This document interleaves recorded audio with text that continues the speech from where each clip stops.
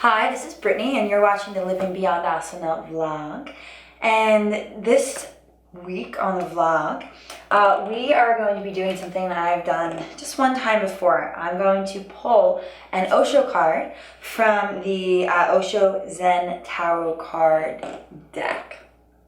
So I've been working with these cards for 10 years, and recently I actually the whole week in class, in all of my yoga classes that I teach, I pulled one of the cards just randomly, like I shuffled them and let everyone's energy kind of become embodied in them. And then I pulled a card, and that was the theme of the class. And it was really fun, and a lot of people, it resonated with a lot of people. They looked at the cards after class. It was really fun.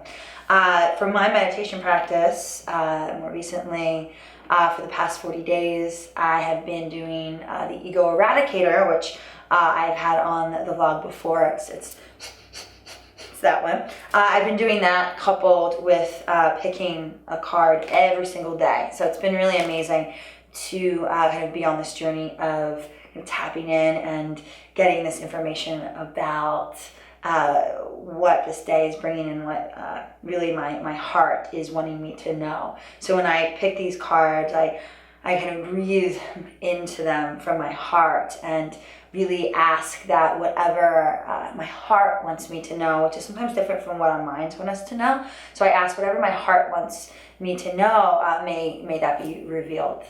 So let's get started here.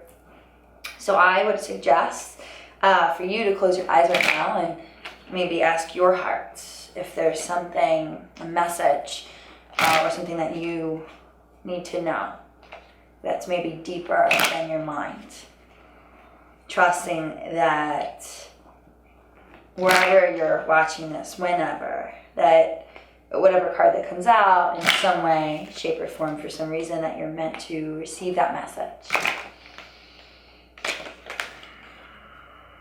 Take a deep breath in. Take a deep breath out.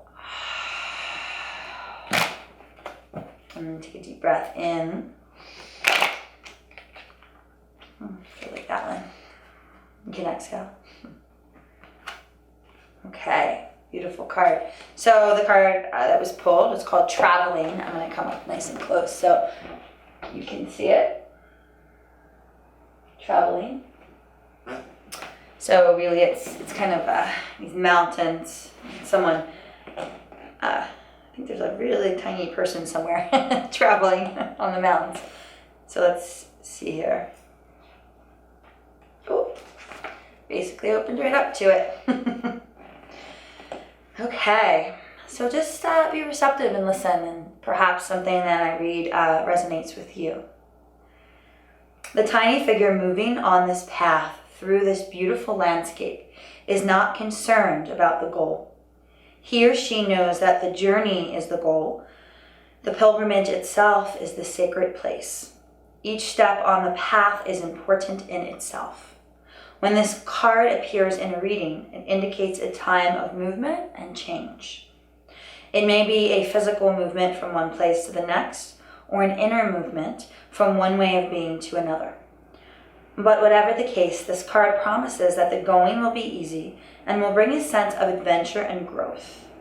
There is no need to struggle or plan too much.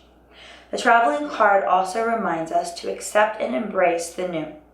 Just as when we travel to another country with a different culture and environment than the ones we are accustomed to. This attitude of openness and acceptance invites new friends and experiences into our lives. Life is a continuity, always and always.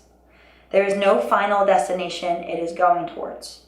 Just the pilgrimage, just the journey into itself is life, not reaching to some point, no goal.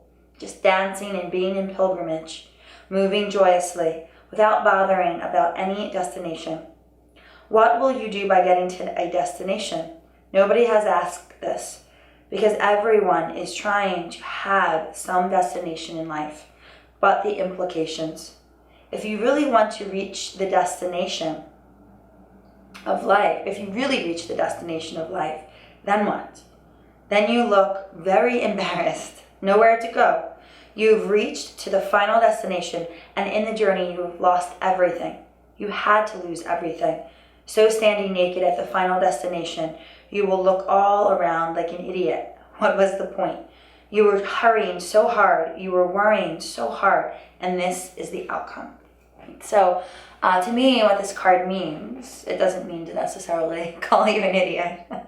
What it means, or maybe it does. Osho's a little, his style is a little bit in your face like that to wake you up.